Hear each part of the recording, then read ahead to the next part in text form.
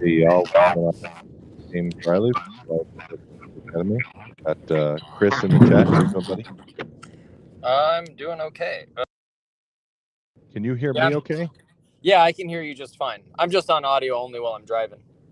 Okay, yeah, I cannot hear you. Oh, I can see that you're driving. oh, I cannot okay. hear you basically at all. Let's Uh, fix that. but just hang tight. I'm waiting for a few others to get on. I think we've got Nathan and Zach are intending to join the chat at some point. Fantastic. Um, Can you hear me a little better now? I really can't. It's like you're very, very quiet. You're not muffled or anything. You kind of Okay. you sound kind of nice. You're just super quiet. Okay. Um, Okay. but let's. So while I'm waiting, up there's Zach. Hey Zach, how you doing, buddy? Doing good. It's nice to meet you more in person, virtually. So now I can. Now that I have two of you, I can tell that it's my levels that are off. So let me see why. Can you guys talk some more? Yeah. Hi. There we go. This is me. Hey, buddy. How you doing? Hey, I'm doing good. How are you guys? I'm doing well. And then Chris, could you talk a little bit more? Yeah, sure. Is this better? Yeah, I think it is. I think it was just my level. It was hard to tell when it was just. It was hard to tell when it was just the two of us. Gotcha. All right. Well, let's do this. I think we're probably expecting Nathan to get on, but he's going to be a little late. And Zach, since you're the only one who's here, ready to go, like looking at a computer and not driving, then we'll start with your video. All right. So, I'm kind of a little disappointed because I wanted to save your video for last, just the way that I had built out the kind of things that I wanted to talk about. But let's see what happens. Here we go. All right. Well, actually, before we go, tell me a little bit more about yourself. I think this is the first time we're meeting. Yeah. So to speak. Yeah. How long you been? You said you've been fencing for a year, or? Yeah, it was my 1 year anniversary was in October. So I took my first longsword class in the beginning of October last year. That's a lie. I took one at an anime convention here in Kalamazoo in July, and that got me into the fencing thing. I was like, oh, this was cool. So I pursued it. Oh, hello.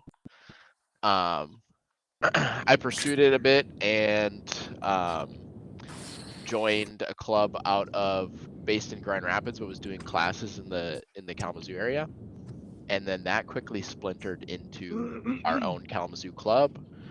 And yeah, we've just been fencing like every week. I went to AGO this year. I went to IGX in the springtime in Boston. We drove 17 hours one way and back to go to IGX, which was super fun. It was crazy, but it was really fun. I don't think I'd do the drive again, but man, I've done that. I've done a version of that drive so many times to go to like HEMA events, sometimes in the car with people, sometimes just in the car by myself. It's a lot. It is a lot. Yeah, it was. You said 17 hours. Is that one way? You just like shared one way. Like, or I'm sorry, one shot, did you share driving duties and just power through? We did one shot. We just kind of split between. Honestly, I somehow managed to sneak away and not have to drive at all. I felt kind of bad about it, but we had some road warriors in that group for sure, and we got a couple medals in our group, so that was great. Yeah. But yeah, it was a lot of fun. And yeah, I enjoy doing the fencing thing. We have a great community here in Kalamazoo. I'm excited to see Nick this upcoming Friday. So that's. Oh yeah, right on. So has he gotten a chance to get out there yet, or this is his first? It's gonna be this Friday. He said that he'd be out. So that's very cool. Yeah, that's really exciting. All right, Nathan. Yeah. Nate, hey. What is it? Nate or Nathaniel. Yeah, Nate's good. All right, man. That's what most everybody calls me, except for like my mom and my wife, of course.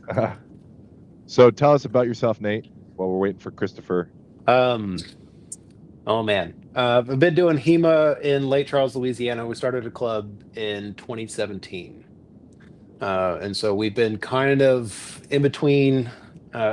When we first started, I started training in Baton Rouge with like Josh Furrett and all them, and just kind of took it from there. We've just been persistent over the past, 7, 8 years, and have gone, through the tournament scenes, whichever one I could reach. I think the farthest I've been to so far is in Oklahoma, which is like about a 10 hour drive, which we make that one almost every year. Um, Aside from that, we've been kind of on an island, and Sure. the club itself is healthy. We have about 20 students max. Usually each class has somewhere in between like 10 to 15. And we're kind of getting to a point where we're starting to, grow.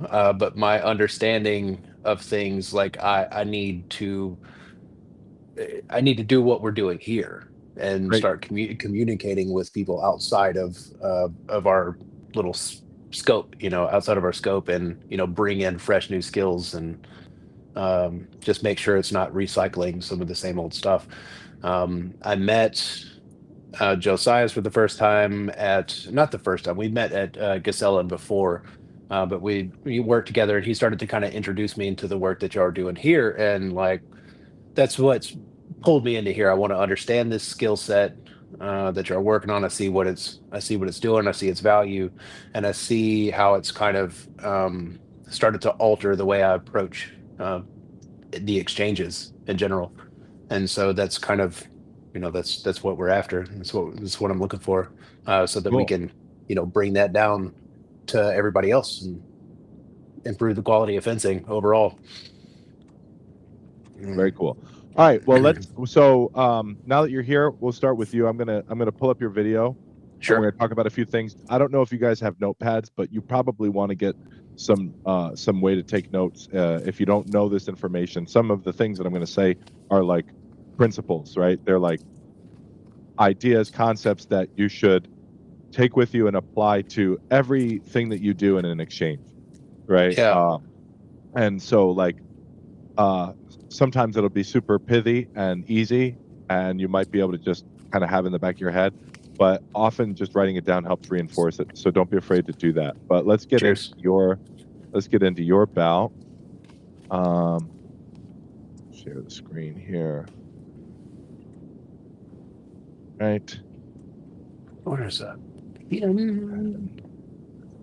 All right. So I'm which fencer are you? In the black. You're the fencer in the black. In the black with the red, yellow. black and gray. Yeah. Great. Looks like someone's hopping on here. Oh, it's Dan. Hey, buddy. Welcome to the club. Hey, folks. Sorry I'm a bit late. No, you're good. Hi, Dan. So we're going over some stuff. So basically, I'll explain now that everyone is kind of here and more people might show up, but I'll explain what we're doing. We're trying to use this as an opportunity to watch some fencing, watch some exchanges, and talk through the principles that should guide our approach every time we enter the bout, right? So there are a lot of ideas. There's a whole metaphysical framework that we're trying to use as a lens to view all this stuff, but sometimes just kind of beating people over the head with that isn't as actionable. So looking at exchanges, stopping, saying like, okay, right here, this is what you're doing, this is what you should be doing, kind of thing, is what we're after. So I'm gonna get into your bout, and we're gonna take it from here. We'll probably play 10, 15 seconds, and then I'm gonna rewind it, and we'll put it in slow motion and pause it. So here we go. Cheers.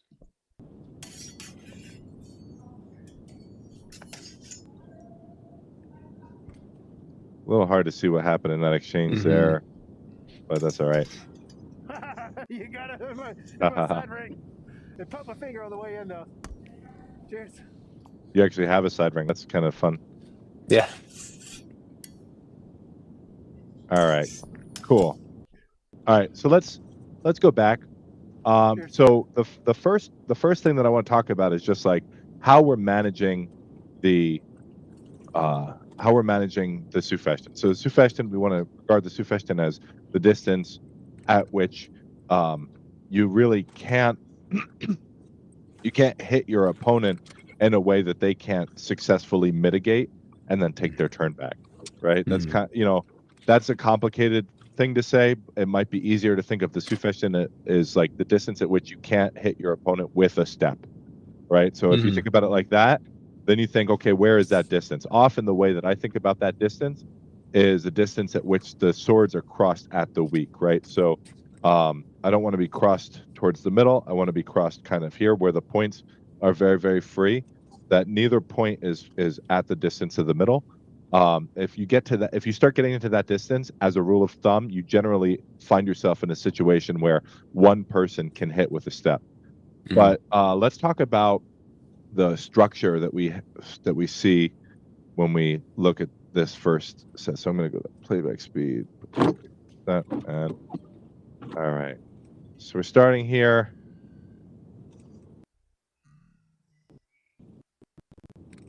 So we're gonna so right here, this is really interesting. Neither of you guys have any kind of strength in your structure, or lengthened structure, right? So remember when I was saying that you kind of want the distance at which you're kind of crossed at the weak, and it seems based on this right here, it seems as though you're kind of at a distance where you could both touch each other's point with your point without moving your arms.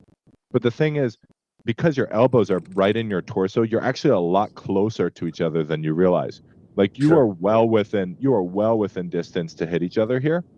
And part of what you can do is if you just begin with your arms a little bit further extended, like your elbows are about, I say generally like a grapefruit away from your torso when you're entering the Sufestion, if your point is going to be forward.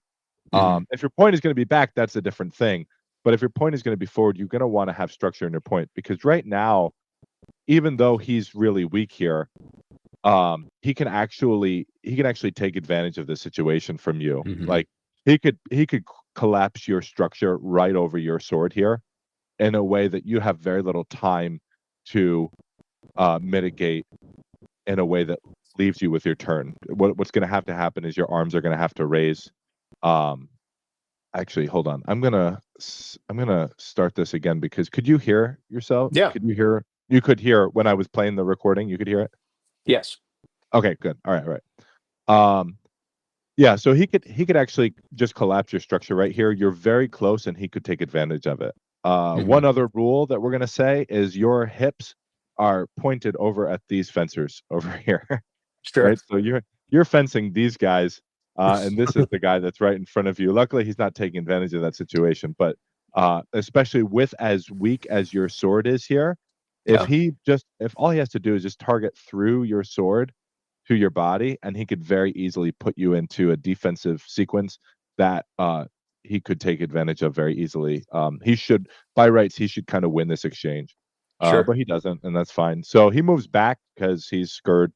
And that's okay, right? Sometimes there's also like a meta feeling of like, how well do I know my training partner and what I can expect them to do. So I don't want to beat you up too bad. We're kind of thinking about all of these things. We're thinking about all of these ideas, not as criticism necessarily of your fencing in that moment, but just as an opportunity to say like, this is what could or should be happening here. Sure. Yeah. I understand. And I'm definitely here for it. Cool. All right, so let's see here. So he moves back. You still have no structure in your point. Your point is over here. You're kind of inviting him to attack through your point. Your point is so close that and his arms are, his elbows are in his torso. So all he has to do is extend through your point to your body, and it would be very easy for him to hit through your point. Your arms would have to come up, and then he'd probably hit underneath your arms if he did this right. And so as he moves forward here, like you can kind of see what's happening. He moves forward. He doesn't move forward with his arms as much as he moves forward with his body. That moving forward with his body gives him a cue that, or gives you a cue to start your defensive action, right? Because Mhm. his body moves so slow and it's such a big motion. If he just was like here and extended with his arms and then moved his body in behind that, he could have Mhm. very easily take advantage of you. Instead, he kind of moves with his body and he forces the defensive action, um, without really, without really taking advantage of it. The way that you parry laterally. Your hands do start to rise because you don't have structure in your point, but you're trying to move his sword off to your left side. What he should be doing is, as soon as he felt that, he should be cutting up over your sword. Um, but again, all of this happened because you you got way too close to him, way too weakly, Sure. right? And so he basically, you gave him his offensive turn, and if he moved with a little bit stronger technical application, then he would have been able to take advantage of that in a way that led to a touch for him. Um, so yeah, he should be. So you see how wide your point is here? Your right arm Mhm. is totally exposed. If he just, as he extended his sword, watched for you to move your sword aside like that, just went to cut around, he would have gotten a Mhm. really easy touch, right? Yeah. And again, so that can be mitigated by saying like, okay, if I'm going to get close to this person, I'm going to do it in a way that leaves me dominating the center and targeting them, right? So like, Mhm. all of my first intention actions, we got Ian in the chat. Welcome, Ian. Um, all of my first intention actions that bring me into the Krieg from the Sufession, right? So the Sufession is where we're crossed at the point. The Krieg is where we're crossed at the middle, right? We could also just regard it as the middle.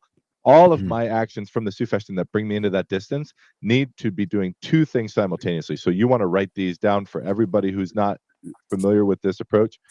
You want to take control of the center in a direction that orients you towards the target, right? So you don't want to take control of the center that's so wide that you're not aiming at them anymore, because then they can flee the center, Mhm. right?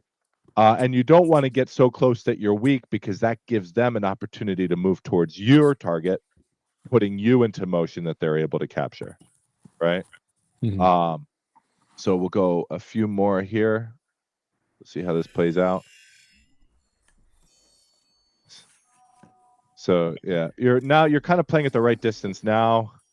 It's a little hard to see. It looks like, I'm not sure what happened there. Did you hit him or did he hit you? Do you know?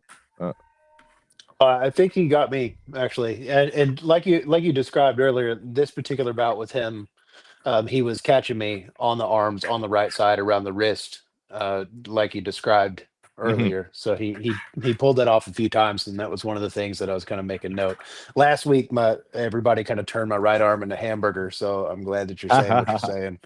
Yeah. So Uh, one of the things that you can think about, and this will be my last piece of advice for you, is if you want to control the center from that distance, right? This distance here, the mhm. best way to do it is point at their sword so that your point doesn't leave the target area. So if you want to point here or here, and no higher than this, right? So this is like Mhm. the box where you want to point, and you want to point in the direction of their sword. So if my sword is here, you want to be pointing this way, Sure. right? And Mhm. you want to do it in a way where if I throw my cut, you collect my action on your cross. So Okay. that's going to set you up with the distance, right? Because the real goal here is distance management.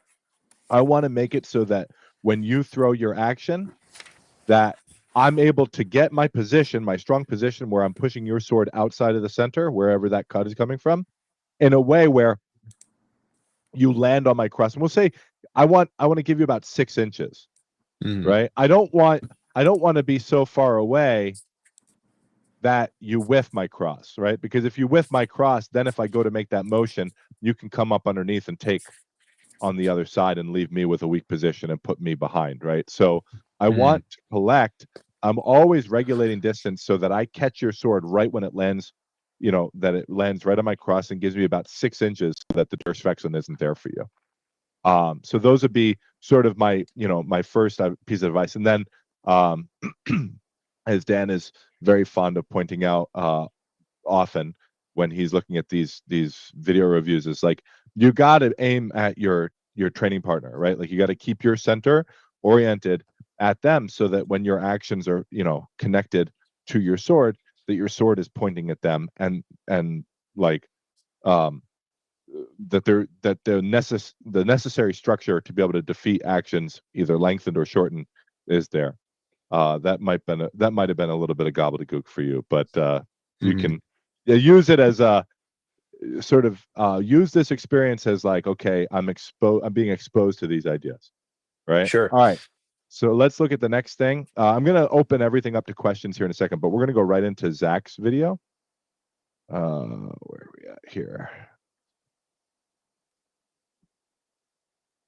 Is this the one I posted today or the one I I posted a couple days ago? I think this is the one that you posted today. I'm good. not pulling it up from. Oh, is that a good thing or? I hope so. Okay. The one that I just posted today is maybe a little bit higher quality fencing. Maybe not from me, but just overall, maybe slightly higher. All right. So share screen. Yeah, my bad for not posting to YouTube and Oh, no. This is actually, honestly, this is a little bit better because I use a software that, can you see the, yep. where is it? There it is. All right. Yeah, that's great. I use a software where I can go frame by frame. We'll watch a few, right down here. We'll watch a few exchanges and then we'll get into it here. Cool. I can't hear but- it if I'm supposed to hear it. I didn't hear that sword clash, so. Okay, let me exit out of here real quick then. We'll load it up one more time. Sorry. Yeah, this is my buddy Isaiah. He's great. He's been fencing for. Who is who? There are two I'm different fences, right? I'm in the white, on the right side. I'm in the white Mhm. jacket. And yeah, blue jacket is one of my friends that's been a student of Adam Franti out of Lansing for quite a while. He's been fencing a bit over 4 years. Right. Yeah, so I love fencing him. He's a lot of fun. Okay. So tell me if you can hear this. Yep. Loud. Yeah, very loud. Let me turn it down here. I think I can also hear myself echoing too.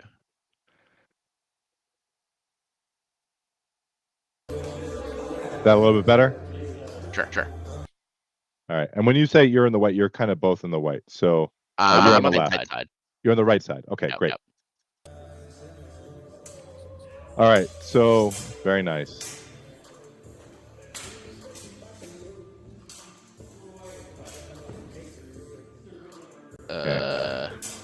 Stream is paused for me. I don't know about you, Nate. Yeah, it is. It's paused. Jeez. It was. I think it was a internet issue.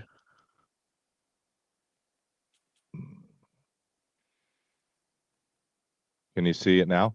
Yeah. I think you're like internet just went out a little bit. Oh, nice. Okay. Well, let's watch it again. Yeah.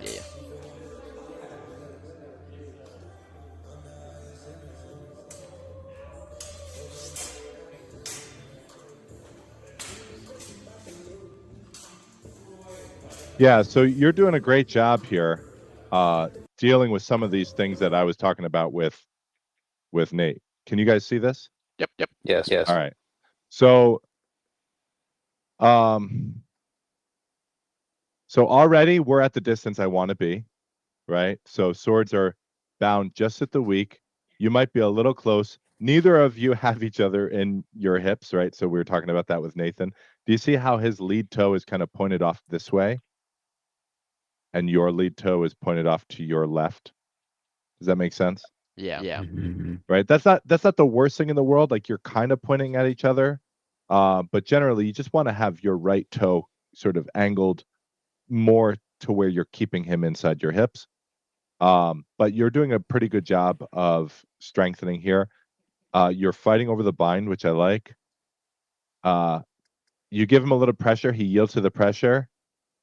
I do like, you're keeping your elbows about a grapefruit away, so I like that too. You make a very, very small micro adjustment in terms of distance here, which is good, but it might be a little too much, honestly, right? Because once you get here, he just kind of strengthens on you, and now you're kind of behind. And then you kind of sit. If he had his wherewithal, he could shoot on you here and beat your Zukin, For sure, right? sure. So as soon as you felt the pressure, even in the middle of footwork, as soon as you feel the pressure, you can flee that bind, right? So like, when you extend your sword, he strengthens on it. You could be fleeing here and cutting to his hands or weakening his structure, right? So if you cut to his hands here, you might beat him, you might not. Like up over the top. Yeah, if you just do a Zukin, can you see video? Yeah, my yeah, video? yeah. Okay, so if you're here, you feel that pressure through your blade. I can see that you have fueling, that you can feel his strengthening. If you just do a Zukin action and then cut over the top to the hands here, you will definitely create motion at worst, right? Like, so your worst case scenario, you're going to create motion. You probably beat him, honestly. If you do it in as his strengthening, you probably hit his hands here. If you were a little later, I wouldn't even try and hit the hands. I would probably look to see if in my Zukin I created motion. If I weakened his sword, then I would Bleiben into that. Do you know what Bleiben is? Remaining, but I don't really know what your guys' interpretation of it is. So I Great. I got you, homie. So what I'm gonna do is I'm gonna pull up a video. I have like a little YouTube video of some Bleiben that we can look up. Okay. I don't want to derail from the Bleiben thing, but I was the question immediately rattling around my head is if I flee to cut around here. I think Isaiah is kind of fence with respect the fact that I fled. But we're also understanding that he can shoot from here too. Yeah, no, you're right. So what keeps you safe in that moment? So that's that's an astute observation. What keeps you safe in that moment is the fact that you caught him pushing, right? So he's moving his sword towards your sword to take control of the bind, right? And so as a rule, I mean, if you're expecting him to shoot on that, then you could approach it a little differently. It's very hard to shoot in a way that captures their motion when they're doing their Zukin if you're not in a state of stillness, right? If you were holding the bind and then you felt them pull away, then you could shoot into that pretty effectively if you've trained it, if it's a skill that you've developed in your fencing.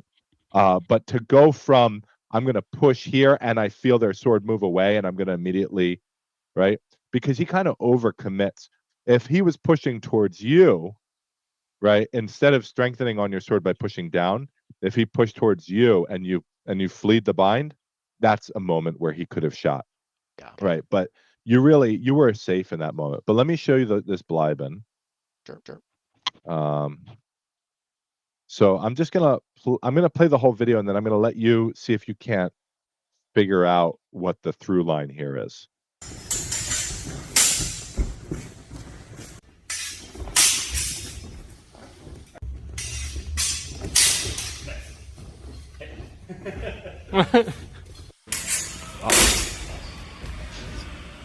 Damn.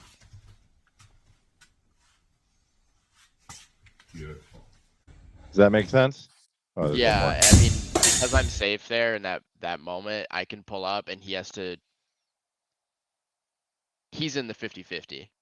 Exactly. I can go to either side. Nice.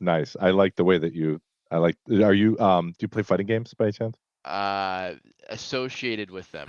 I'm not good at them and I don't play them, but I have a lot of friends that play them, so. Okay. Well, that's exactly what that is. It's basically a 50-50 for him, right? He has to either, I mean, it's kind of like if he has the wherewithal, if you're late on your Zukin or if you spend too much time in your Bleiben, then he can get his turn back and shoot into you.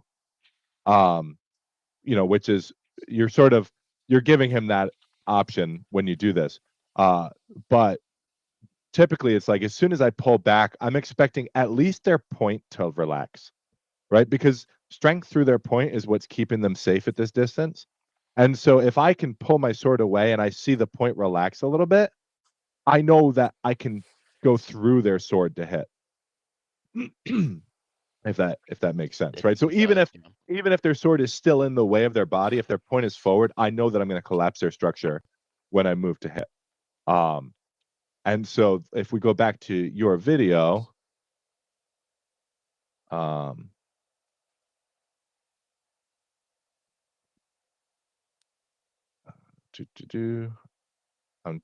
I'm doing my best, guys. I am not the most technologically literate dude. No worries. I've never even seen this platform before, so doing better than I could. Right. So right there, that moment where he pushed, do you see that? Yeah.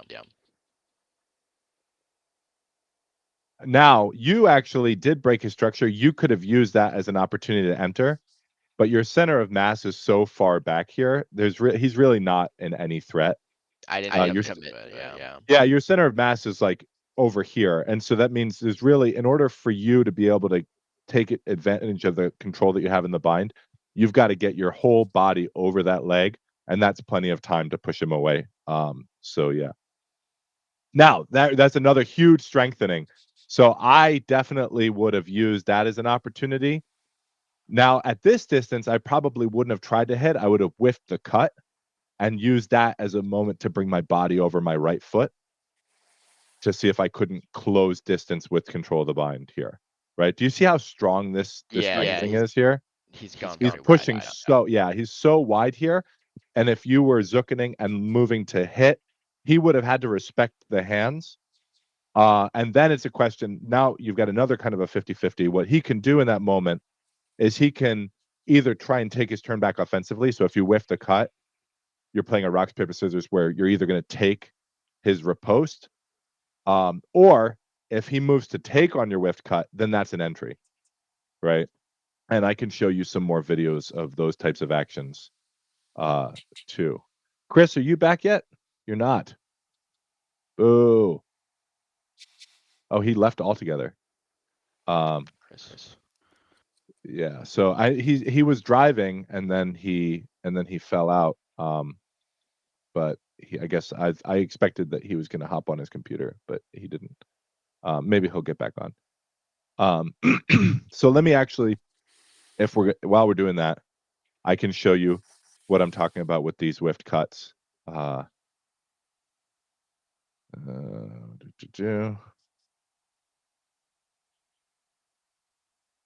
Hey James, Chris says I'm here. Are you going to get on? Or are we?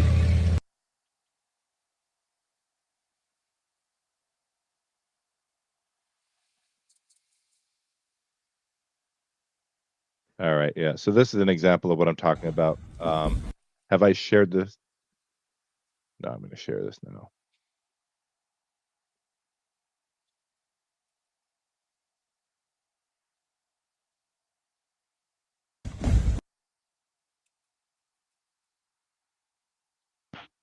All right, so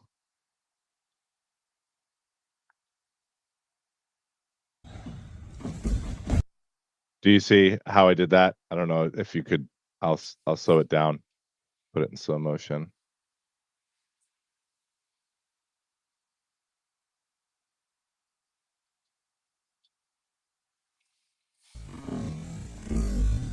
So create the motion and then hit through that. Did you see that? Yeah, definitely. So like with the strength of that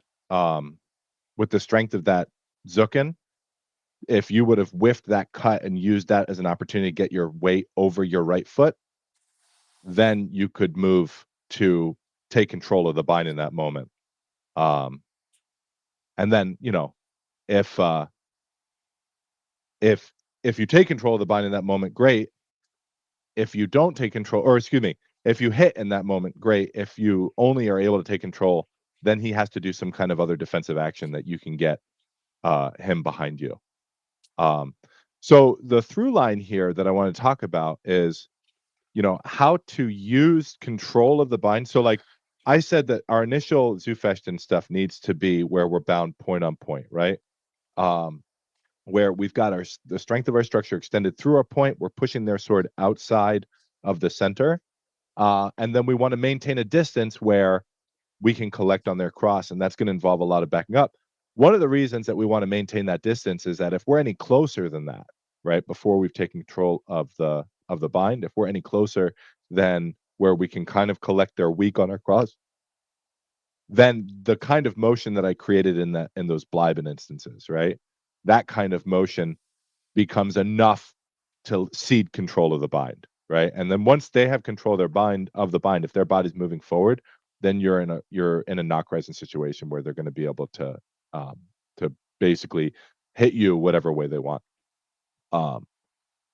So the way that we're playing the Sufesten game, and we'll go back to Zach's video now. The way that we're playing the Sufesten game is playing outside of that distance. We can either do that with our sword withdrawn, on our shoulder, or our point forward, but we're trying to create instances of weakness, right? We're trying to create instances where we have a open line through their sword to the target, right? Because that goes back to our first rule.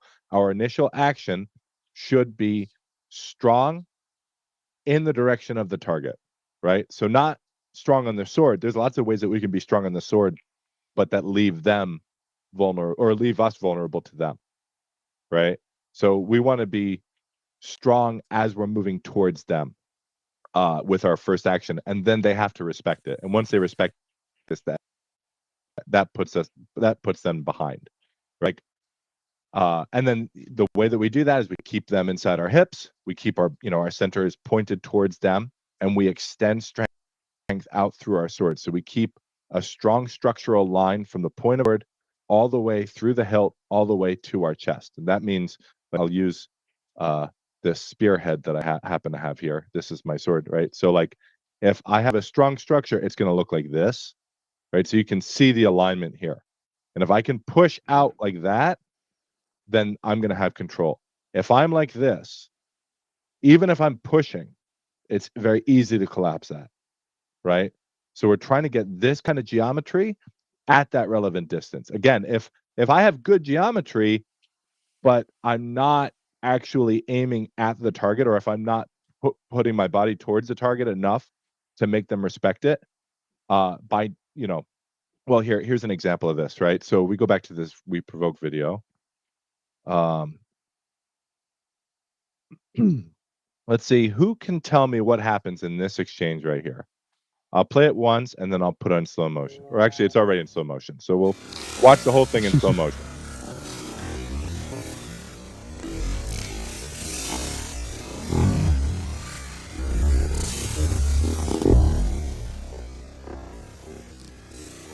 So before we even continue, who can tell me what just happened there? You presented your sword forward, started to walk into measure.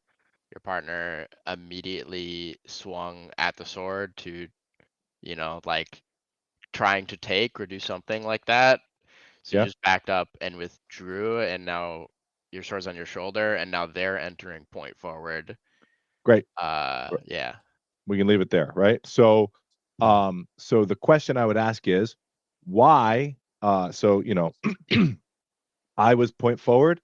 My training partner took strongly with a cut from his shoulder, and I zookened and pulled myself at a distance, right? Why did I do that? I mean, it's Zach, we'll leave it. Zach, we'll let you come back to this. So, okay. Nate, I see your wheels turning. What do you got? I saw your opponent originally came in with kind of a weakened structure. The hips were kind of pointing away. At the moment that they had reoriented to kind of turn and face that body orientation towards you was their moment of strengthening in on that, and it seemed like your positions almost nullified each other or shifted, and so forcing you to like maybe reposition and look for a different angle or try the thing over again. Right. So yeah, Dan, what do you got? You seem to be. Oh yeah, I just joined it. Real quick before anything else, Chris is just sent me a private chat saying that he's backstage and the host can add you, but he's hearing everything. I don't know what that feature is with this. I'm just letting that know. I would emphasize that. I think James, you're actually in the Pluderhose on the right in this, but I might be wrong. But Fencer on the left took from Sufecten distance, rather than trying to wait until it was too close for that taking action to have any major effect. Yeah, perfect. Yeah, right. So Fencer on the left, right? I was coming in. I was presenting my point. He had his sword on his shoulder. he saw me, entering in that distance, and then he cut down onto my sword. And what that did for me was say like, hey, whoa, whoa, whoa, I got to get out of here, right? So I'm going to let the exchange play out again. So this is the rest of that exchange.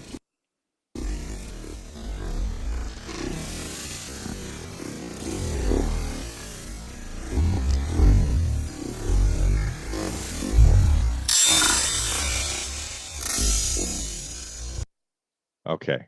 Did you guys catch that? Think so. So what happened? Did you get hit on the way out there? I did No? not. Okay. So you had already seen that he wants to take, and you walked forward and provoked with half cut Mhm. and suck in, and then hit on the other line because you know that your partner wanted to take. Right. And it actually, it just barely worked out for me because, like in the moment, my expectation was he was going to perform the same action, and he didn't actually. The first action that he performed was an uncommitted Zorn to my sword. And so I had walked it. He was weak. His sword was on his shoulder. He was weak in the Sufeshten. I entered with my point forward, looking for an opportunity to strengthen or compel motion. The motion that I compelled from him was like a half committed Zorn, right? And so like I see that half committed Zorn, and I'm like, okay, well, if that's what we're gonna do, then we'll do it that way. So then now I wasn't prepared for it in that moment, but I knew that I had a reasonable expectation of that half committed Zorn. And so as he brought his sword back to his shoulder, I said, well, let me run this back. And I brought my point forward again. This time he actually does the thing that I'm telling you guys you ought to be doing, right? Which is like that when you take, or excuse me, when you move to hit in the Suf, or just as you're kind of moving from the Sufeshten into Krieg, you need to prioritize taking first, but not as a different action. You want to take and you want to hit through your taker, right? So you want your taker and your hitter to be part of the same continuous motion. And that's what he does here, except because I knew that that action was coming, I started pulling my body at a distance before he got there, right? So I was basically like, I was already moving to hit because time of the hand is faster than time of the body, right? So I was already moving to hit as his Shisen was moving forward, and I was pulling my body at a distance. So it really like, I at the time, because he didn't hit me, and I knew that he didn't hit me at the time, I thought he did just Zorn, right? He just Zorned on my sword the way that I thought he was going to, but he actually Shisened, and the only thing that protected me there was the fact that I knew that the action was coming towards me, and so that as I responded, I needed to be pulling my body at a distance in that moment, right? Go ahead, Dan. Yeah, I have a question. This might be reading a little bit too much into the tea leaves here, but something that I noticed was the action you're describing, just leading back into it. Obviously, your training partner tried to Zorn into your sword. He had what looked to be a fairly strong position, even though you weren't tethered in a bind. And then he voluntarily left that and withdrew into Vom Tag. Did that action of him being like getting close to Krieg, not quite in Krieg, while having a strong position versus you, and then yielding that, did that give you any information that you wanted to use, or am I thinking am I rewinding too far in the exchange? You are. So basically the way that I read that was as I moved forward in Long Point, he was in Vom Tag. I'm sort of inviting the Shisen.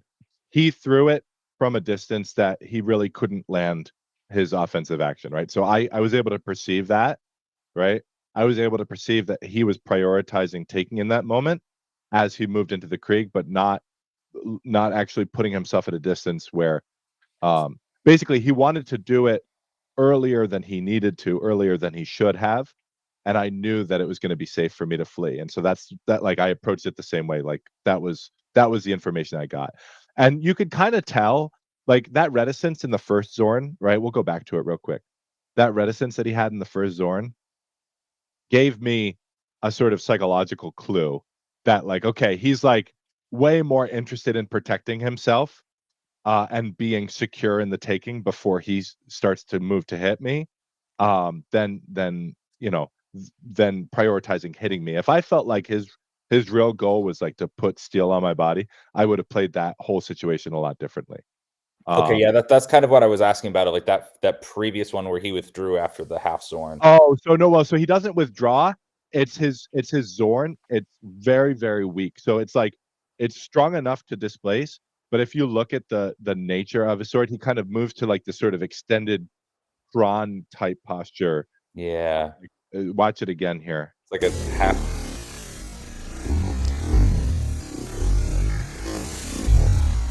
No, sorry. Whoops, that was that one. Here we go.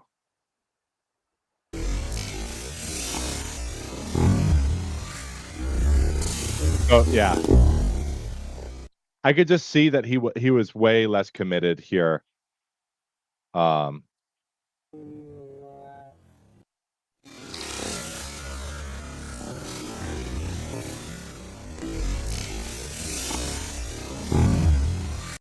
Right? Do you, like if he was really interested in hitting me, he wouldn't have thrown it from so far away, and he wouldn't have been eyes open in that extension. He would have just gone through that, right? If that makes sense. Mhm. And so that's what I'm reading here in that situation. It's like, okay, I see that you're looking to kind of take eyes open and steal the Vor back once you've taken a strong position. And so yeah. But let's just go back to like look at the the rules that we were talking about earlier, Nate, right? This idea Yeah. of I'm trying to have a strong position before I'm past this point. Right? So when I'm this Mhm. point, if I don't have a strong position, I'm backing up. Right? Mhm. And now when I'm hitting, a hitter is gonna be weak. All hitters are weak. That's a fundamental principle of the metaphysics. And so in those cases, I'm hitting inside motion. That's the appropriate way to hit. Right? So the the goal is to look for ways to compel motion that gives me a safe opportunity to hit. And then, either using distance or using the time that I have to recover my position based on where they are, against their offensive action once I've completed my hitter. Like that's the way that I'm looking at my hitter. So it's okay that I'm weak in the Krieg when I'm moving to hit, as long as I'm doing Mhm. it an instance of his strengthening, right, to push my sword aside. Mhm. But anyway, yeah. So why did we bring that up? We were talking about Zach. We're gonna go back to Zach's video here. So I don't, Chris. I don't know what to do about Chris. Chris needs to be let in from the backstage, however that works. I don't know how it works, but if there's a way that you can let some sort of audience member in. Yeah, I'm like source hidden show to change that video. I'm joining on the laptop. All right. Yeah, get out of where you are and I rejoin. think I'm getting a private chat message from Chris. I don't know if it's coming straight to me and nobody else. No, but I he just see said it. he's joining on the Yes, laptop. Okay. Yeah, it's saying, oh, there he is. He's here. He made it. Hey, Hi. we win. Hey, James. All right. Yeah. All right, we're gonna look at Zach. We're gonna look at Zach's video one more time, and then we're gonna move on to some of Chris's fence. Perfect. Free. Awesome.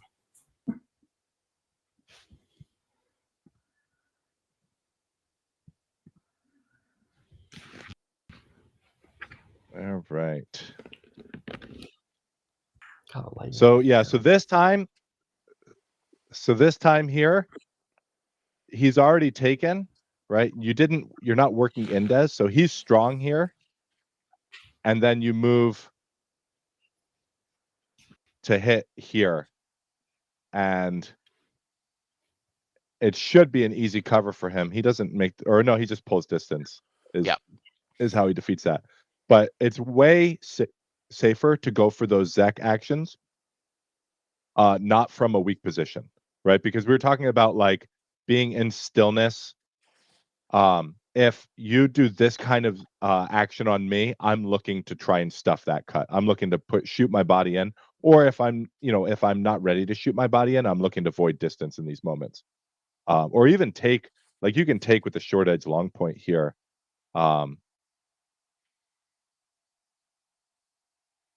We'll keep going. This type of action.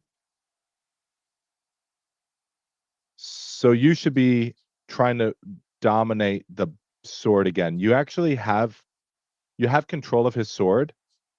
but you want to go over his weak, over his right shoulder.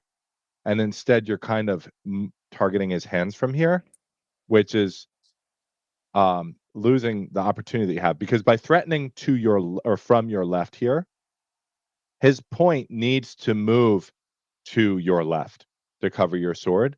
And as he does, your hands are so high, you're almost in line with his point already. So you can actually just thrust in over his sword towards his right shoulder here. But instead you kind of do this sort of twary kind of a Zek thing. Do you see what I'm talking about here? Like that motion. Instead of going that way, you should just be going straight through to his target. And like, because look at how high his point is, If you right? His point is here. if you're talking about are you talking about the sword that's in the air on the left? Like the shiny thing? Well, so no, here, so Like a frame ago? Like that?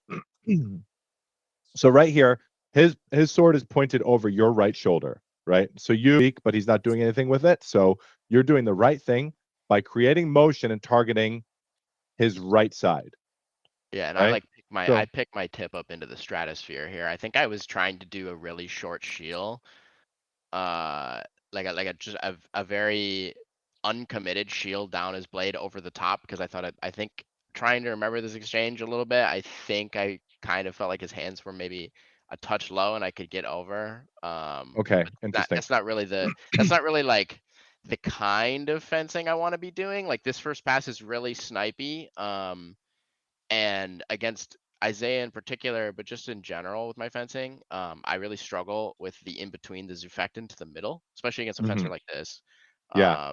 Who's very good at dealing with me committing. So that's kind of why I think every action in this first pass that we're looking at, I'm kind of not really committing to.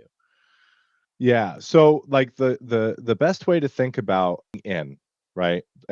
Like taking shallow targets is a great way to start the process of getting in, because once you take shallow targets, that's going to force them to actually extend strength through their sword and push that strength out further to protect their hands. Either that or start to really perform these wide actions that bring their sword from one side of the body to the other, which is again your opportunity to shoot in behind, right? So that Blyben video that we looked at, just that motion is enough for me to go in.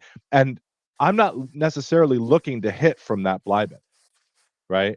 Like, or anytime I begin my offensive sequence, I'm doing it in a strong way that's collapsing their sword, that's forcing them into motion. I'm virtually never looking to hit from that position, right? I'm always looking for my next knock rise and opportunity. So as I bring my sword forward, it forces their sword wide. I zook it over the top and hit the head. Or as I bring my sword forward, their hands start to move high. I Zek underneath.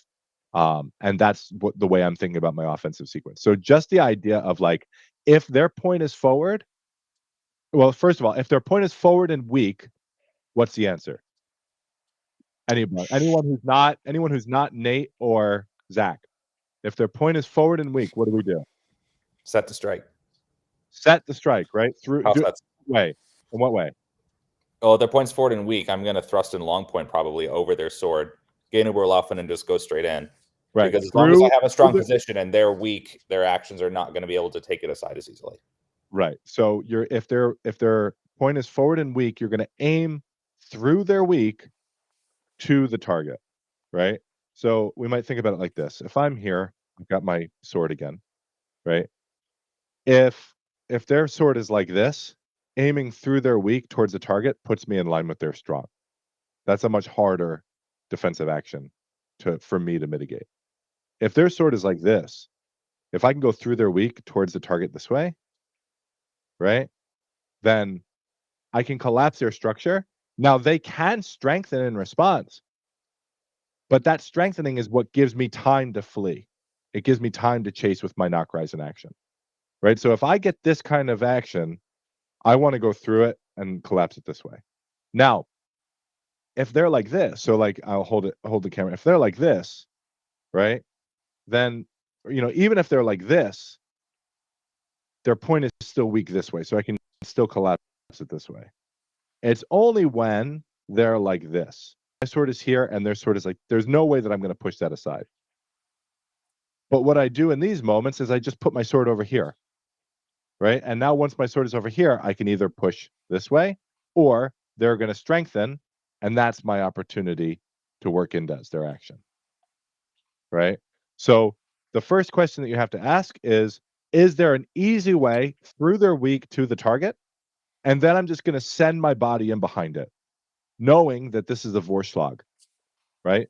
Vorschlag meaning there's going to be a Nachschlag, right? This is not meant to be my hitter. Now, if they take this action in the wrong way, in a way that's ineffective, well, then fine. I just finished my hitter, right? I go right through their sword and that's it, right?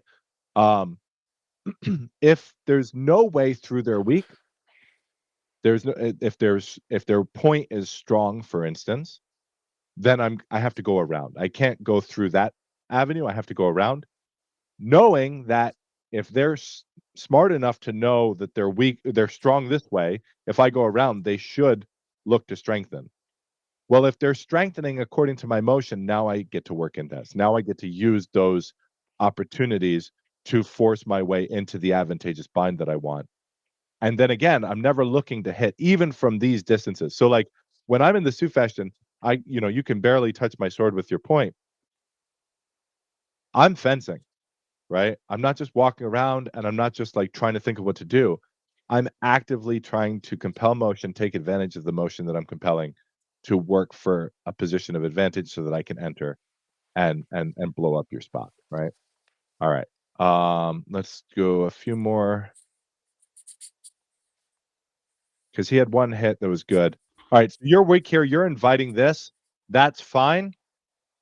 That's a really great strengthening right here. You probably could have taken the hands.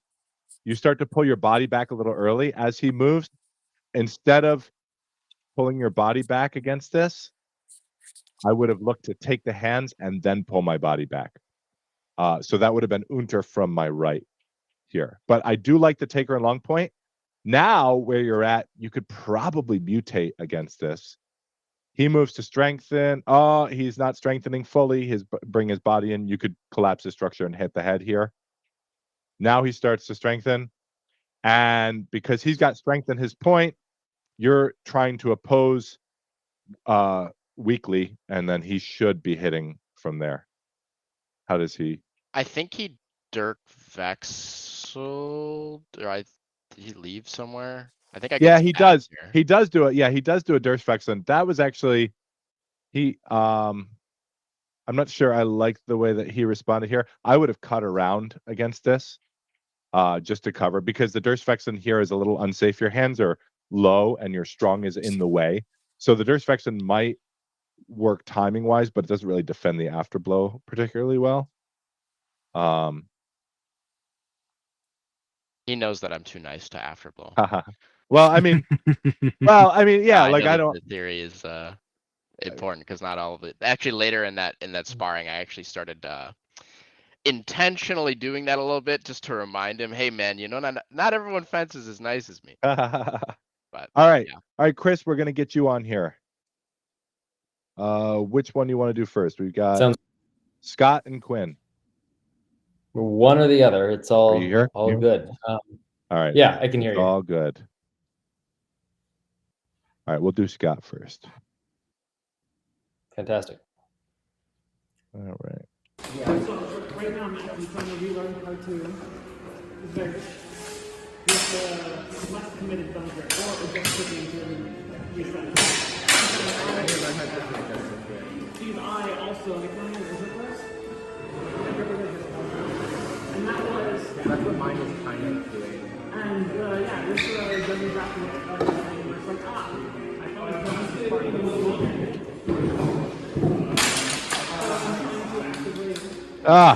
all right. So some good stuff happening here. So generally the distance is okay, right? Like you're fencing at a distance.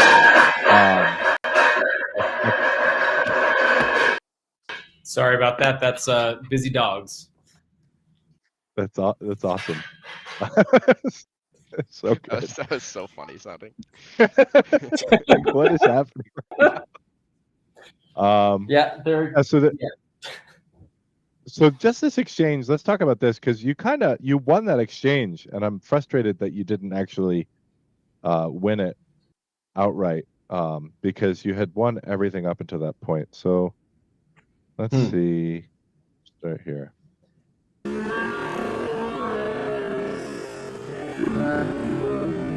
So right there, that was a moment for you right there when he cut back up. So he cuts down, which you didn't respond to, which is fine, right? Like a lot of people would try and respond to that knock Ryzen, but you didn't, which is fine. All right, so then he pulls back up, and then he leaves his sword out there. And look at the structure. Yeah. I'm seeing right. it. That is, you should be blasting through that, right? You should absolutely be blasting through that weak, because there's nothing he can do. The other thing too is, I really want to think about how extended the arms are. If your arms are at full extension, you're in a super, super vulnerable position, because the only thing that you have to kind of take back the bind at this point is your wrists. And once they have control of your point, your wrists aren't strong enough to do it, right? So if you're able to be here, then you're able to control, like at full extension, you have linear strength, right? So you have strength, you have as much strength as you could ever need in the direction that you're pointing, right? Yeah. But you have very little lateral strength, right? Yeah. You have very little. Yeah, exactly. And so your wrists are going to be insufficient to retake the bind when your arms are at full extension and your point is so weak like that, right? So you really should only be in long point, or long point. We'll say long point at full extension. I kind of differentiate long point and Sprechfenster. So Sprechfenster is sort of everything is still on my center in the same way that long point is, but my elbows are closer to my body, right? So I'm not out here. I'm kind of more here, right? And that gives me the fueling that I need to respond, and the timing that I need to respond, and the strength that I need to project out through my point, right? If you ever find someone that's at full extension with their point out there, just beat their sword. Like, you can either beat it, you could bar it, their care, you could just move right into a wind on top of it. It's very, very hard for them to get their wherewithal to be able to, weaken effectively or strengthen effectively from that situation. So yeah, you should be blasting through this right here. Missed opportunity, but that's okay. Let's keep going. Now his hands are back. Now he's in that ox. I always like mutating through the ox if I can.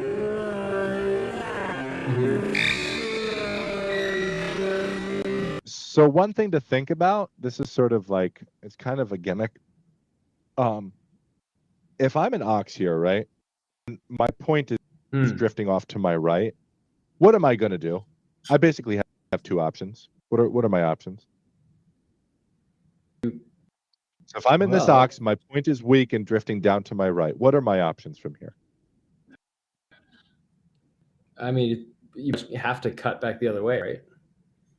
So one of the options is I can cut around from the other side, right? So I can allow that to ablaufen, run off, and then cut from my left to my right, right? So that would be one option. It depends on the nature of the ox. Another option they could have is to use that as a provoker, right? Or not just a provoker, but a failer, right? So I can fail that cut and then use whatever motion I create to look to hit Indez with some other type of action, right?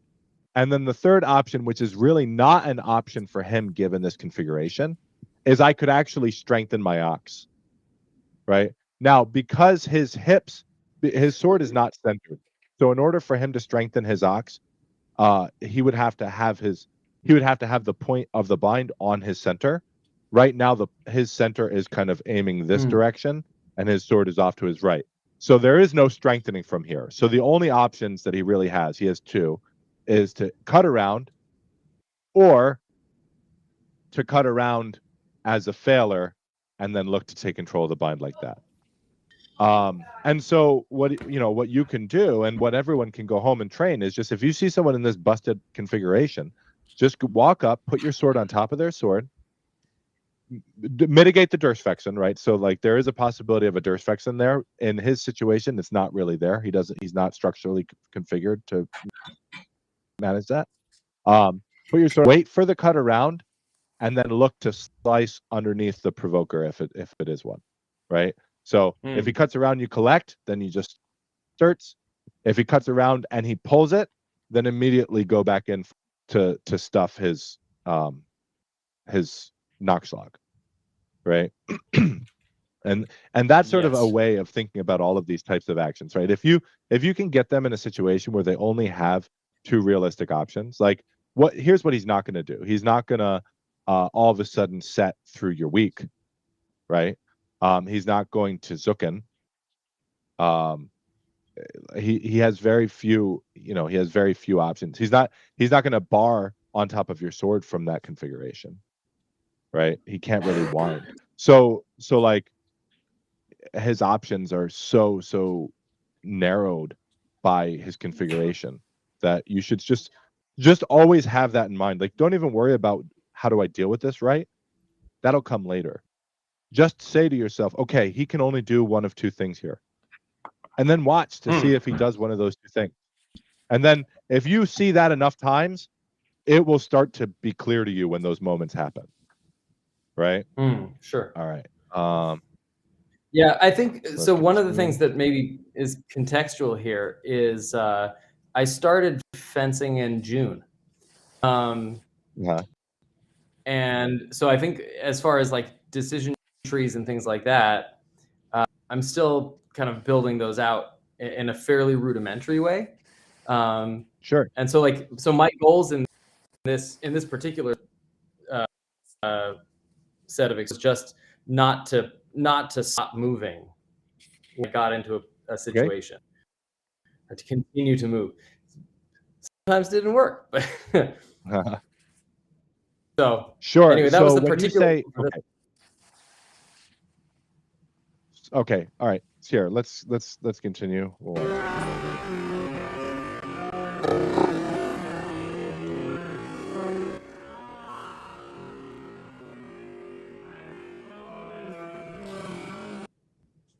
All right, so he's inviting that Shisen. Now, I will say, just based on your comportment, right? Like your center of mass is right in between your 2 feet, which means that if you want to thrust through his weak from here, you've got to get your center of mass over that forward foot really rapidly. And that takes a lot of training. Like you've got to like actually learn how to do that. Like that's like a skill that you actually have to put the requisite amount of time into, where like when you're done, you know that you've done the work, right? So like I wouldn't say necessarily that you go ahead. Oh, so would that be a situation then the more recommended comportment would just be to start more weighted? I mean, it depends, right? So like if you notice that they're giving you a lot of weak points that inviting that thrust, and you can you know how long it takes you to get to their sword, right? Because your sword is on your shoulder, that's perfect, right? And he's inviting it looks like he's inviting a thrust from here. But that being said, you are very far away, and it's going to take your hands a long time to get to his point, right? So like that's the ideal situation, is that you extend your sword and that you hit his point before he Durstfexens. Right? So I'll give you an example here. I'll give you an example here.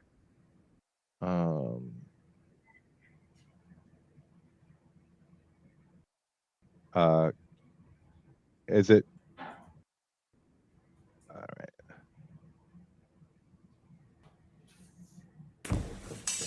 So can you see this, guys? This new exchange? Okay, so let's watch this whole thing. This is a short, so I don't know if we'll be able to watch it in slow motion, but let's watch this whole thing, and I want you to tell me what you guys see.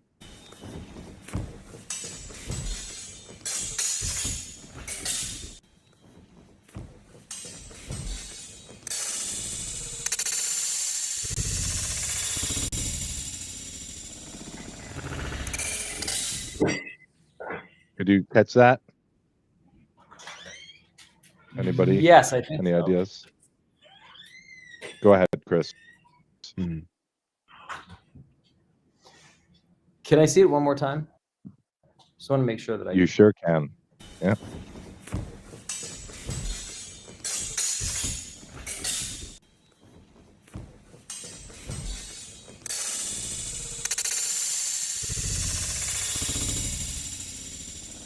So we can stop it there because the relevant stuff already happened, right?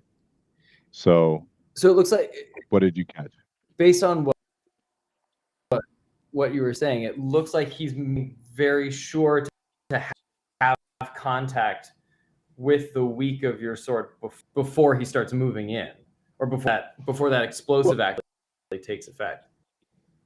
Well, so he's trying to, right? But do you catch what I did in Yeah. response to him moving his hand? You What did I? pulled it in a plow. Oh, I Durstvex first. So I actually Okay, I he didn't was see that. yeah. So let's watch it one more time. Watch Yeah, for the I missed Durstvex. He's on the inside of my sword. He's on my right side, and as he extends forward, I do a Durstvex because he's so strong on this side. He's aiming here, right? My sword is here, but he starts it from far enough away that I have an opportunity to Durstvex him, right? And there's an important thing that happens in this video. We'll watch it a few more times. But watch how, if the distance isn't right, I back up. I'm like, oh shit, no, that's no good. Right? So he comes in, he's too close, I gotta back up. Now he sends it, I'm able to Durstvex him. Got it. Right? So if I would have allowed him to stay at this distance, right, with that weak structure, he would have beat my Durstvex. As I pulled, he would have been stabbing me in the face. Right? And so what I'm looking for in this instance is, and he knows it too. I'm maintaining my distance so that as soon as I see his arms start to extend, that I'm immediately responding, because I know it's going to be strong enough, right? That I'm responding with the Durstvex so that I can take on his weaker side, right? Because if I would have taken on his stronger side, that would have been enough motion for him to chase me, right? I would have given him, like, this whole plow parry would have been an opportunity for him to zook in. Yes. And so what we're looking at with you in this situation, right, is, are you close enough to get your cross to his weak before he recognizes it and moves to Durstvex him? Right? And what I would say is, based on your comportment, based on the fact that your center of mass is in between your 2 feet, and probably like the technical competency that you have in that movement pattern, which I'm guessing you haven't done, 10,000 reps of that, if you've only been fencing for 6 months, right? Then you're probably not close enough to get him here. What I would say is, you could try to get a little closer, right? Like, take a little simple step in, see if he moves, see if he gives you that space, or just go home and do the reps, right? It's not hard. Like, doing reps isn't hard.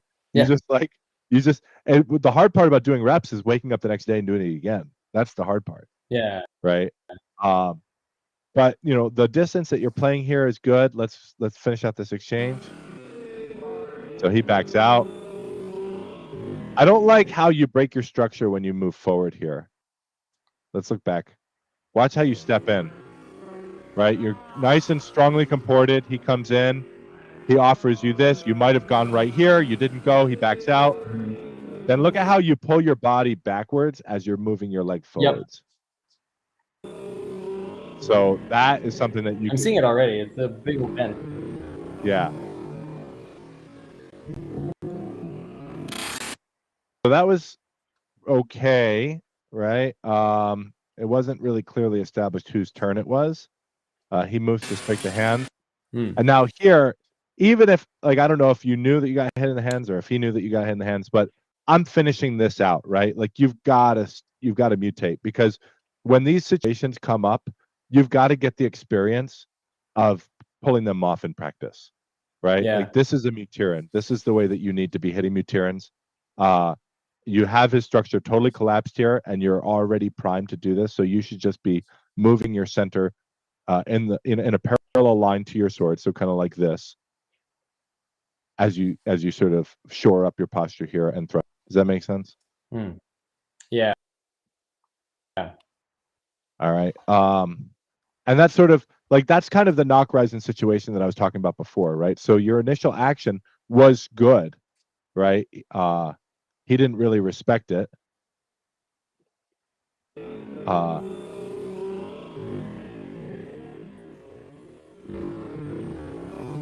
Come forward.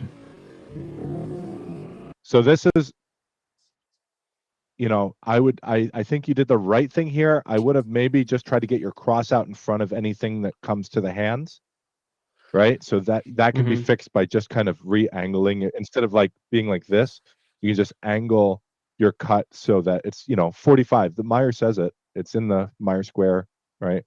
Like 45 degrees in the direction of their cut, right? So that you collect in a way where your hands are not threatened. But everything else about it looked pretty solid. And then prioritize. One of the things is you kind of aimed at his head. So what you could have done is prioritized aiming through his weak, right? So aim through his weak, and that forces that collection that I was talking about, right? Yes. And then your target, and now there's no way that he hits your hands because your point is already forward and your cross is already protecting you. And then you're here. Now you should be finishing. This is your Nachschlag, right? So the Vorschlag is the initial action that wins you the bind. Yes. The Nachschlag is, is however you finish it. Now you don't hit the Muttern because you're pointed again at your weapons rack and not at your opponent. And so that's a through line for all of you. Like point your body at your opponent for the love of God. So Noted. I'm just, and then for that, we'll be done with this. I'll take some questions, and hopefully you guys had your eyes opened, right? Like I'm hopeful that you see some through lines here. I don't expect that someone, you're going to walk into your next bout and you're going to totally transform everything that you're doing. But what do you got for questions? When you say aim through the weak, right? I'm trying to piece that part together. So if I have somebody who's standing out in front of me who is standing in plow or whatever, and their weak is before me, when I aim through that, are you essentially? I thought I heard you say bring the cross to the point, and then drive. If I'm piecing this together, drive the rest of the sword towards the target. Could you explain that a little more? That particular mechanism? We can't hear you, James. Whoa. I got you, homie. Thank you so much. I had muted myself. Oh, okay. Let's do it this way.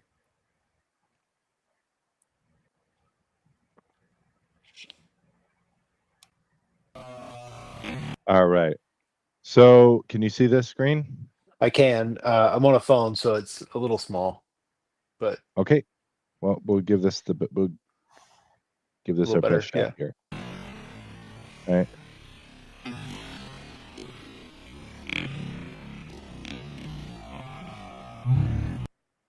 okay. Yeah. All I right. see.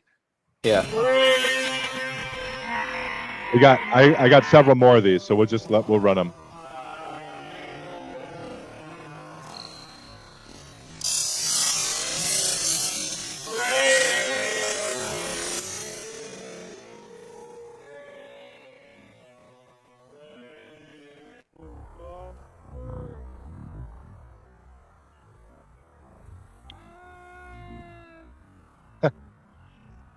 Sound effects of slow motion fencing. Yeah, it sounds ghostly. Okay. Let's see that set.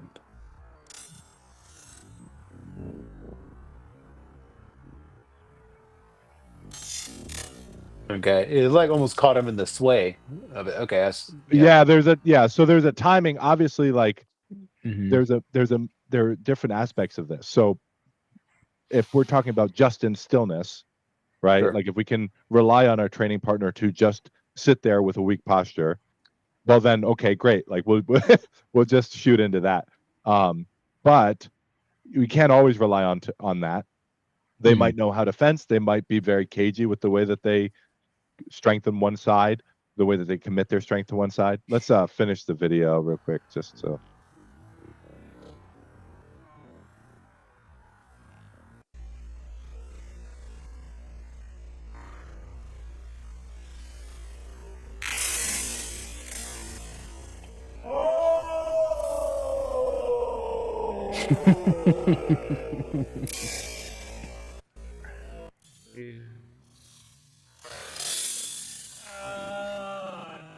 Right? Does that make sense?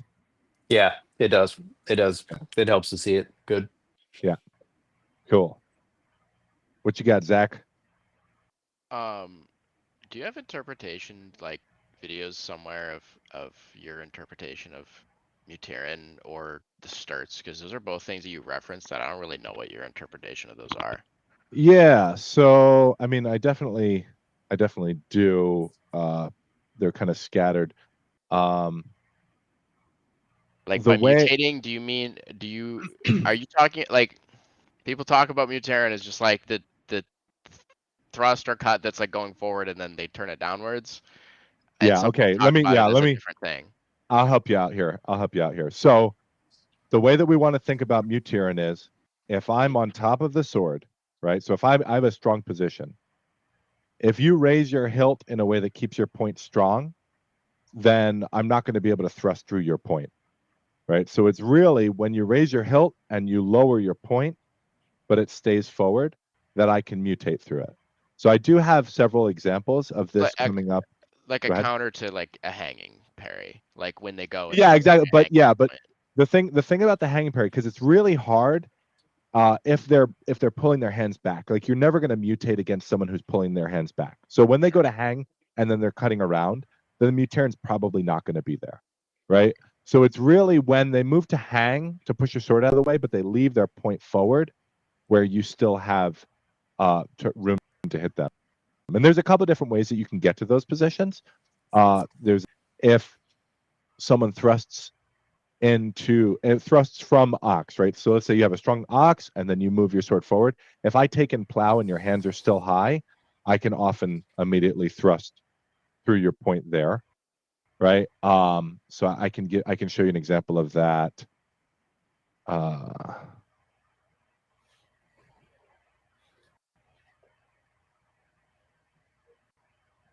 Let's see here.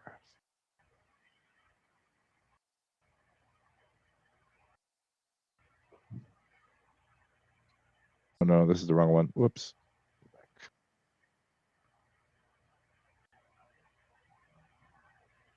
Oh, that reminds me, I got a question about the winding game too, but maybe not the right time for it. Well, I mean, it's going to come up in the winding game here. I'm looking for.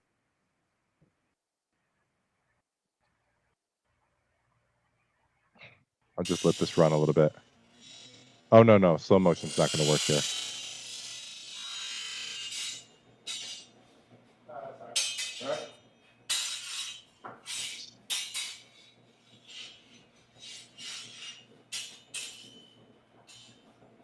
Yeah. So there it is, right there. Did you see that? There. Yeah. Mm-hmm. So let's watch it one more time. How we get to that position. Right. So he's got a strong position. He's got a strong ox. He's pushing my sword aside. Right. What I could do is I could wind underneath here, but if he knows that I'm going to wind underneath, then that's going to be dangerous for me. So if I can feel his sensitivity, I'm going to be a little cagey with my responses. So he just moves to thrust towards me, but notice he doesn't actually do it in a way that leaves him space to commit his body to the thrust. So I'm able to take this into plow. And then once I take it into plow, his hands are still high, his weak is forward, but I can't thrust through his weak to the target, right? Because his hands are in the way. Does that make sense? Yeah.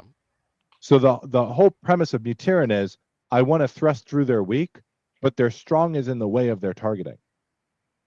And so I need to target low then if their hands are high. And so Once I'm in plow, I've got control of his weak with my strong. I just thrust underneath and Yeah. hit. Gotcha. Right. So that's that. In that context, there's let's see here. I think Dan, who left the chat, but Dan posted this tournament prep vid that we do. Yeah, I watched this a bunch today, actually. So, in the setting strike drill, so these first bunch of defense drills, this is just like learning how to take against feints and different things, and learning how to zek them before they get close enough to put you in obedience, right? Because you don't want to be. You remember I was saying, like, you want to be point to point, right? And any closer to that, a feint is going to be a guess for me. Like, at best, a feint is going to be a guess.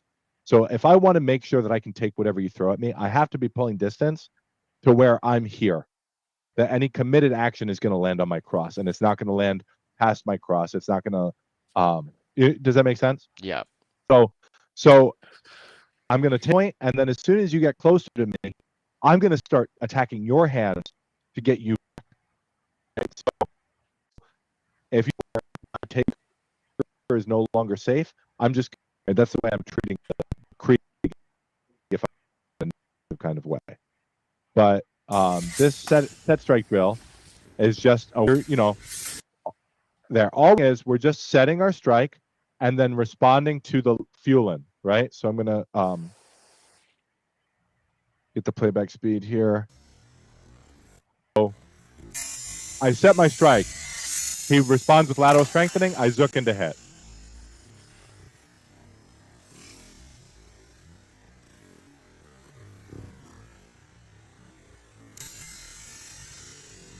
I set my strike. He responds with nothing. I hit with the set.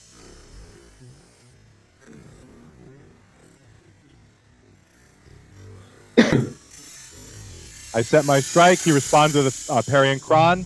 I hit Zek underneath the arms. Now, just to be clear, his defensive responses here are random, right? Or kind of pseudo-random. He's trying to give me different looks, and I'm trying to respond to them with the correct stimulus. Does that make sense? Yeah, definitely. But the reason I played Basic this, multiple choice drill, yeah. Yeah, right. He just gives me different stimuli, and I just respond with the correct response. So I set my strike. So he moves to hang here. He's a little late in the hanging. I'm already hitting through his weak point, but you can see how I would maintain this through my.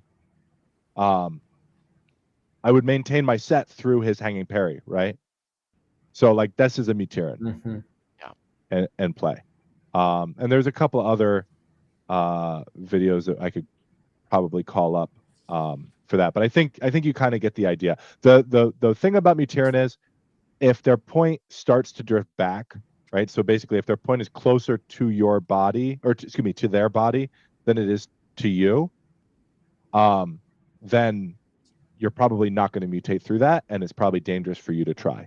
So you should immediately transform that into a slice if you're close enough to defend against a cut around, because that's what's going to happen, right? Is like if you go to mutate and they pull their point back before you can get your thrust in, they're going to try and hit you with the power of 1,000 suns, right? Or I'm going to try and hit you that way. Like, I know you guys fence nice to each other, but like We are pretty nice over here, yeah. But you get the idea, right? So like you have to do something to mitigate that. Mutirin is a very, very hard action to pull off in practice, and that's why I was telling you, Chris, like you got to take those opportunities. You got to never let them go by. Yeah. Right. Yeah. But one of the things that you might think is like whenever I perform any action, I want my body to move in the direction of that action.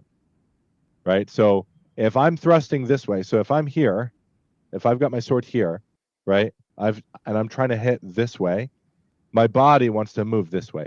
It doesn't want to move like this and me trying to hit like this. Like I don't want to do this, right?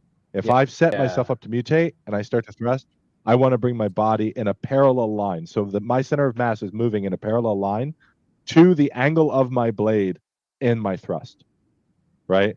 In long point, that's easy. I just extend my arms forward and I just move my center of mass forward behind it.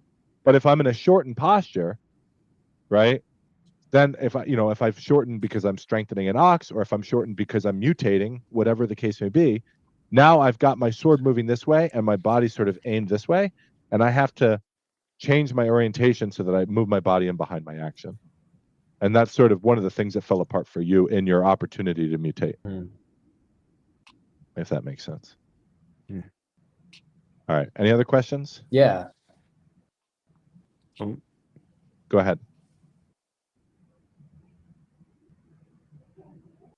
Wait, is that just lag? Sorry, I Is think that was maybe delayed audio. So do you have any questions, Chris? I think I was saying yeah to something earlier, and we just got like an internet delay there. Yeah, cool. I'm sure if I have So now, questions, they'll probably come up and we'll type them in later. All right. So I think we're basically we're done. We've taken that as far as I kind of want to. Unless Ian, you've been hanging out the whole time. Do you got any questions you want to ask? I think the only question I have shoots us way back to way earlier in the conversation, which was your thought process about that exchange that you showed where you hit on the opposite side after exchanging and you read that he wasn't very committed to it. Do you think that you got lucky that you didn't get hit in the face there, or do you think that you would run back that same decision-making process again? So why didn't I get hit in the face? So one of the reasons that I didn't get hit in the face is because as soon as he brought his sword forward, I was already weakening against his committed action. Right? And so basically I had started my read early. Right. Which is like what a read is, right? So if we're thinking about, there's a difference between fencing eyes open. So like I'm fencing according to the stimuli that's in front of me, and I'm trying to make the optimal choice based on that, versus fencing on a read, right? So fencing on a read, I am going to run an inherent risk because by reading, I'm sort of narrowing what I can perceive. So I can perceive those moments much more clearly and much earlier and respond to them in kind, right? But the problem is, if you do something else, I'm basically fucked, right? Like it's going to take me a long time to process things that happen outside of that sense of what's going on. And then, if I'm competent enough to recover the situation, or if what you do is random enough where you don't, punish me immediately, then I might have the situation. But like, so the question you're kind of asking is, what, and there's one final aspect, right? It depends on who I'm fencing. So there are people who could cover that distance more rapidly than Eric was able to in that moment, right?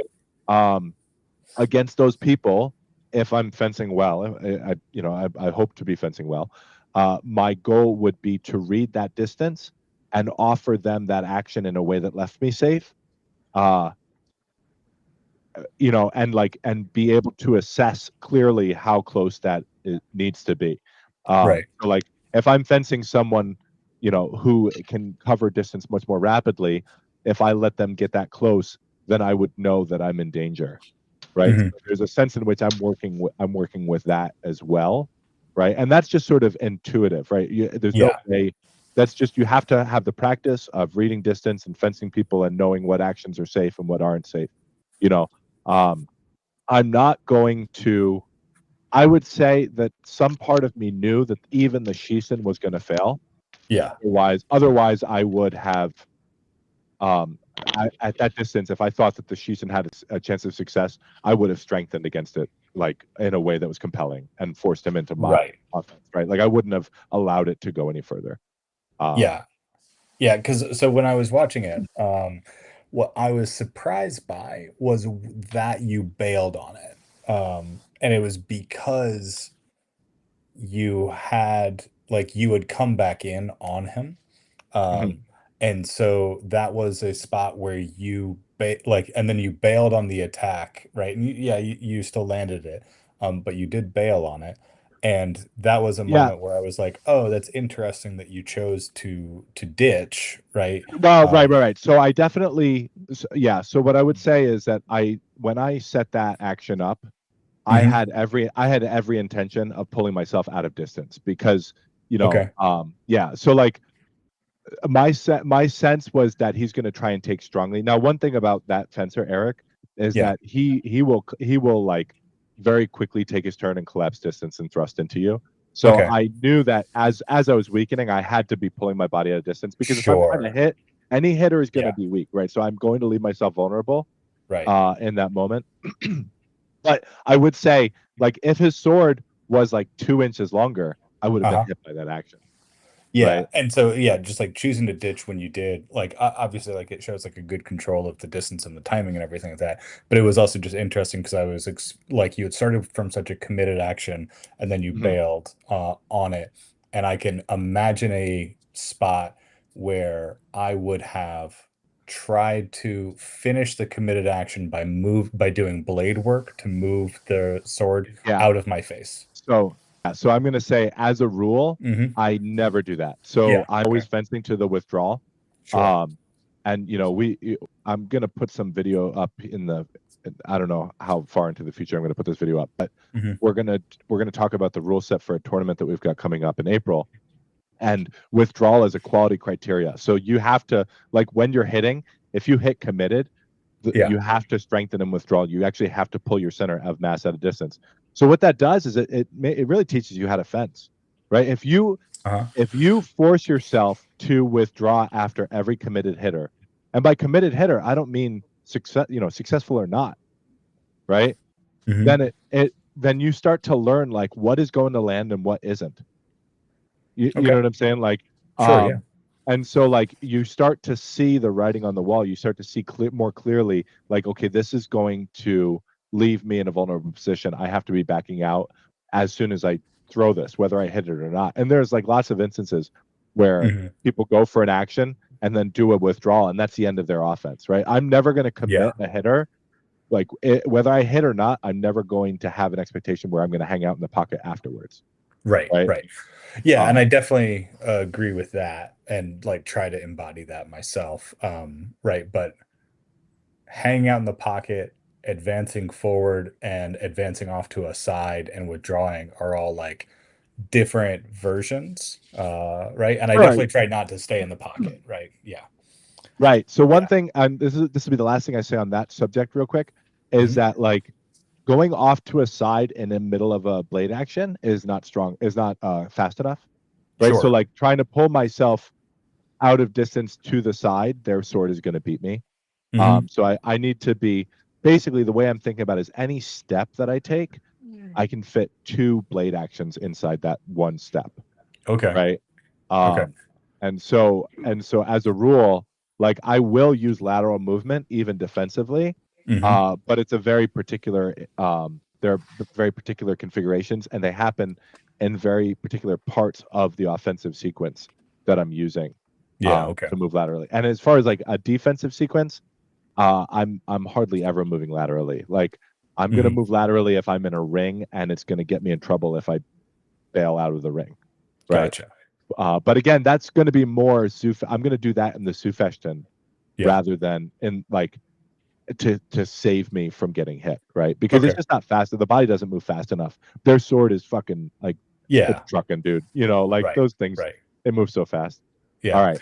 I think the only other, sorry to keep going, but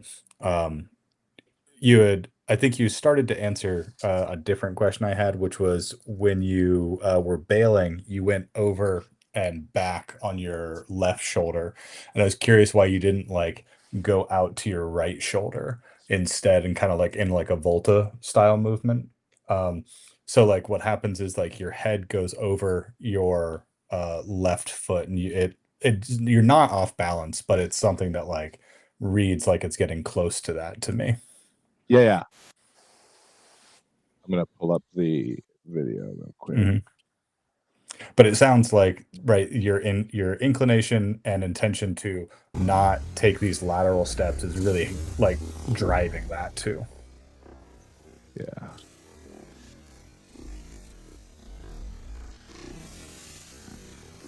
Can you see all this? Everyone can see this. Yep, it's showing. Yeah. It cuts in. Yeah. So I'm basically just by moving my head here, what I'm doing is I'm trying to get my center angled so that this cut is strong. Okay. Right? Because I don't want to cut like this. Yep. Right? Because then the cut's not strong. So like in order for my cut to be strong, I need to and I'm doing it without a step, right? So he's inside my hips right here. Yep. So that's good. That's nice and safe.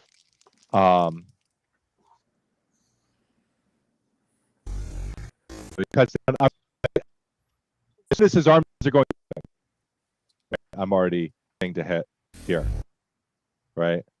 My sword is on my center the whole time, and then I'm pulling my body at a distance, and that's really just the only that's keeping me safe in this moment, right? Right. Um. Okay, cool. Thank you. All right. Anybody else? All right, I think we're coming up on the end. So Sorry, go a ahead. question did come up. You have used in some other videos a tool that lets you advance frame by frame. Yep. I I used think it one in of the this. things that I'm getting out of this experience specifically, like a procedure for analyzing what I'm looking at, and I think that that's probably a helpful tool. Yeah. So video detail player is what I use. And you can get it pretty, you can get it pretty conveniently. And it's super, like, I mean, it's Awesome. Chinese, so probably it'll take all your passwords and passkeys and IDs and, but other than that, you'll be all right. All right, guys, I'm out. That was really fun. I hope you guys got something out of it. Thanks. And Yep. look Thanks, forward James. to, yeah, of course. Look forward to. Oh, there's Nate. He's back. Just in time, eh? Thank you, Yeah. everybody. We're wrapping up. So thanks for hanging out. I hope that was worthwhile. Look forward to seeing y'all's fencing going forward. For sure. And Nate, I'm gonna ask you more about the Medusa picture in the back of your Oh,